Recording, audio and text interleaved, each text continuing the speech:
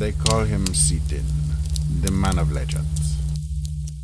Hello ladies and gentlemen, and welcome to the 61 Marksman Guide. My name is Seatin, and today I'm going to be talking you through how to play 61 Marksman if you're quite lazy. Now this is sort of a guide for people who like easy specs. Marksman is very straightforward to do, and it doesn't take much practice in regards to getting the rotation down. So this is the build: 61 Marksman, 10 Assassin, 5 Nightblade.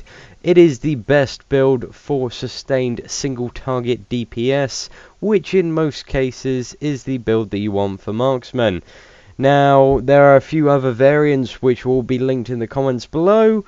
If you want to read all the strengths and weaknesses with the other variants, then feel free to. I'm not going to elaborate or discuss too much in regards to that in this video. This is just a fairly simple guide in regards to it. Okay, so the way that Marksman works is you'll want to do two things. You'll want to get off as many finishers and as many empowered shots as possible. You can essentially play the spec with 2 macros if you're feeling fairly lazy, but there are a few things that you can sort of add in which will give you even more DPS. So basically, when you initially engage your target, I've actually already pre-got 5 combo points, but you want to get 5 combo points straight away. This is because whenever you use a finisher, you get a buff which increases all your other combo point generating abilities, the damage of them by 50%, making everything else hit substantially harder. And also, whenever you use a finisher, you get a free instant cast of empowered shot, which is one of your hardest hitting abilities by far. So this rotation alternates between quickly building up combo points and using finishers. As soon as you use a finisher, you'll want to use an empowered shot straight away. Now, you have this ability called free recoil, which causes the next Marksman finisher to consume only 2 combo points. Basically meaning that you can use a finisher, empowered shot, and then once again a finisher. Now, in regards to finishers, the most powerful one you have is rapid fire shot, and the second most powerful depends on the fight and what you're doing. If you're standing still, Deadeye Shot can grant you a bit more DPS, but if you're moving or feel like being lazy, then Hasted Shot is the best way forward. So it's basically sort of a rinse and repeat of getting to 5 combo points as soon as possible.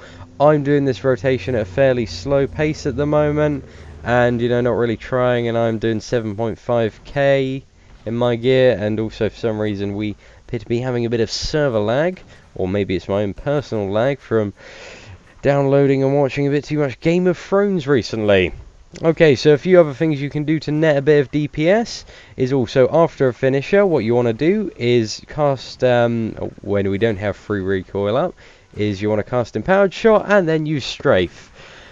Strafe is a channeled ability over 5 seconds, but regardless of which grants 5 combo points, but you'll still want to use empowered shot before you use a finisher, as basically empowered shot is your bread and butter. It's the hardest hitting ability.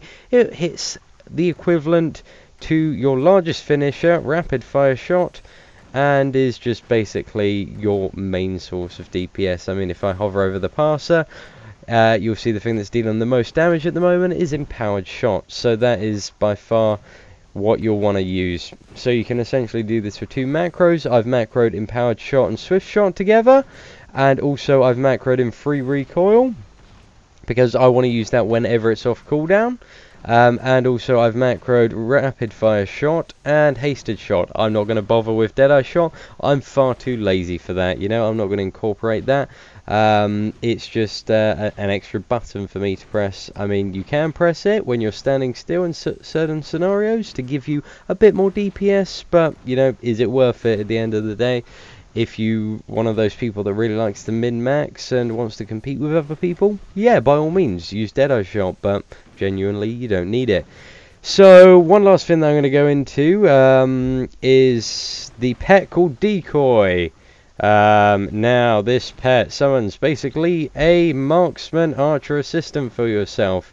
Now sometimes this can be really useful, as you can see. You know, he's spamming those 2k sort of swift shots, and oh, he's done a little finisher there as well to net a bit of extra DPS. But the only problem with decoy is he has a tendency to run off and pull additional mobs or not attack the mob you're attacking.